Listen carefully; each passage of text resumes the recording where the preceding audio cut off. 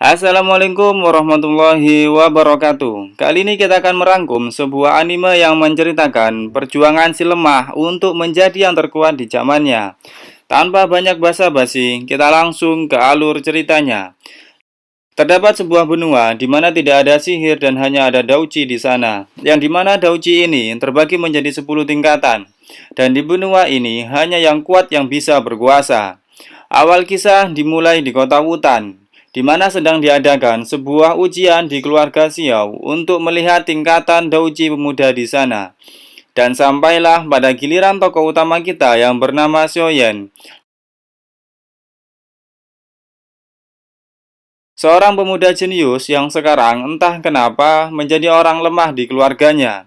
Dan dari hasil ujiannya, dia berada di tingkatan Dauji yang rendah. Ujian kemudian dilanjutkan dan sekarang giliran dari teman dekat Xiaoyan yang bernama Sun Er. Semua orang terkejut melihat tingkatan Dauji dari Sun Er yang berada di level tinggi. Berpindah ke ruang rapat keluarga Xiao, ada 3 keluarga besar yang sedang berdebat tentang penguasaan pasar. 2 keluarga lain, yakni Jilai dan Au Baba, berencana untuk menghancurkan keluarga Xiao. Tetapi rencananya gagal ketika ayah Xiaoyan sekaligus ketua dari klan Xiao mengeluarkan surat kontrak pernikahan Xiaoyan dengan Nalan Yanran dari keluarga Nalan. Tak lama kemudian, semua orang dikagetkan dengan datangnya Nalan Yanran dan rombongannya. Dia datang dengan maksud untuk membatalkan pertunangan dengan klan Xiao dengan alasan karena Xiaoyan yang dulunya jenius malah sekarang menjadi seorang yang lemah. Dan sebagai gantinya, dia memberikan hadiah sebuah kolektor pilki yang mampu meningkatkan level dari Dauji. Tak hanya itu, dia juga membawa seorang Dadausi bintang 7 untuk mengintimidasi keluarga Xiao agar pembatalan itu disetujui. Lalu Xiaoyan datang dan setelah mendengar perdebatan di sana, tanpa diduga Xiaoyan menceraikan Nalan Yanran. Karena merasa dihina oleh Xiaoyan, akhirnya baku hantam singkat pun terjadi. 我要休了你这个贱人！姐，我决定说吧。休妻。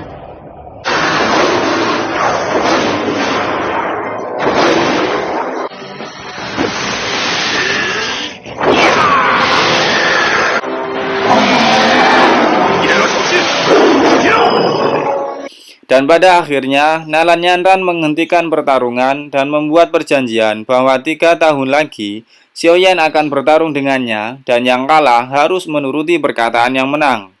Setelah mendapatkan anggukan dari ayahnya, dengan mantap Xiaoyan menyetujui perjanjian tersebut. Perjanjian ini membuat Xiaoyan jadi galau, mengingat kekuatannya yang semakin lama semakin memburuk. Di tengah jalan, Xiaoyan diganggu oleh sepupunya yang bernama Xiaoning dan kelompoknya, yang dimana dia tidak setuju dengan keputusan dari Xiaoyan yang sudah tidak tahu diri, menantang Nalan Yanran dan membuat keluarga Xiao mengalami kerugian. Tidak terima dengan hinaan dari Xiaoning, darah muda Xiaoyan pun terpanggil. Baku hantam pun terjadi. Karena kalah ilmu, Xiaoyan terkena hantaman tepat di wajahnya dan dengan mudah Xiaoyan dikalahkan.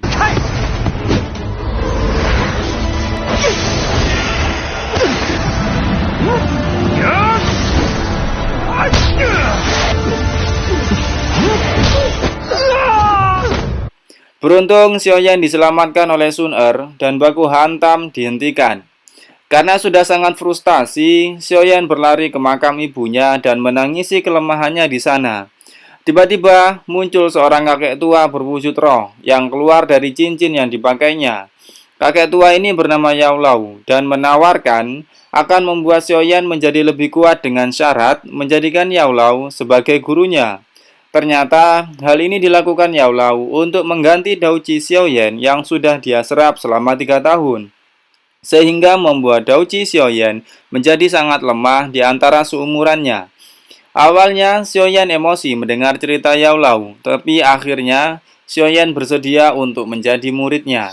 Yao Lao kemudian memberikan sebuah resep obat dan menyuruh Xiaoyan untuk mengumpulkan bahan-bahan dari resep tersebut. Xiaoyan yang tidak memiliki cukup uang untuk membeli bahan resep dari gurunya, akhirnya dengan terpaksa meminjam uang kepada Sun Er. 买东西还又不能给父亲添麻烦，夏言哥哥，你需要多少？恐怕不够。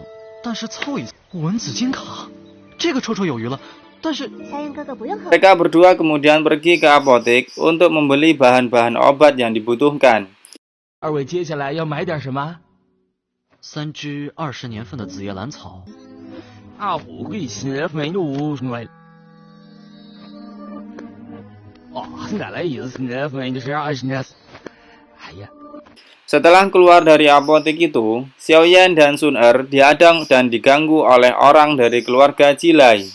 Tetapi Xiaoyan memutuskan untuk kabur dan kejar-kejaran pun dimulai.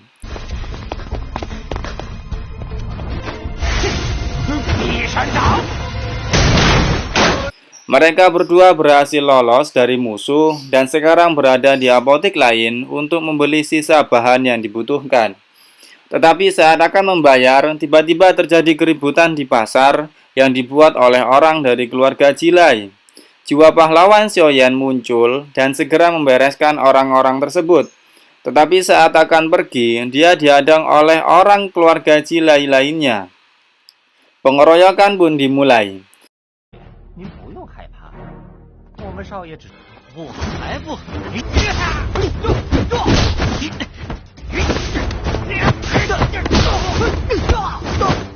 Anak dari kepala keluarga Jilai yang bernama Jilai Au turun tangan dan dengan jurusnya membuat Xiaoyan kalah dengan mudah. Beruntung Sun Er datang di saat yang tepat menolong Xiaoyan. Karena penjaga klan Xiao datang, Jilai Au bersama anggotanya mundur. Setibanya di rumah, Jilai Au menyampaikan kepada ayahnya, pemimpin keluarga Jilai yang bernama Jilai Bi, bahwa ada seorang alkemis yang membantu Xiaoyan. Di tempat yang berbeda, Yao Lao telah membuat sebuah obat dan dilanjutkan dengan melatih Xiaoyan untuk melakukan pelepasan Douji pertamanya. Tetapi Xiaoyan gagal dan terluka. Dengan pengobatan dari Yao Lao, Xiaoyan berhasil disembuhkan dan juga bisa mencapai Douji level 4. 的机会就这样给我冲上4段斗之气吧。 Xiaoyan yang sudah siuman dan berusaha untuk mengembalikan tenaganya dengan makan, diperlihatkan beberapa jurus oleh gurunya. Setelah selesai, dia kemudian pergi ke tempat latihan keluarga Xiao untuk menemui Sun Er. Sun Er yang mengetahui Xiaoyan sudah berada di level 4 memberikan gulungan jurus tingkat Huang agar Xiaoyan bisa menjadi lebih kuat. Tetapi Yao Lao tidak tertarik dengan jurus tersebut dan sebagai gantinya memberikan gulungan jurus yang lebih hebat, yaitu jurus peledak oktan. Dan latihan dimulai.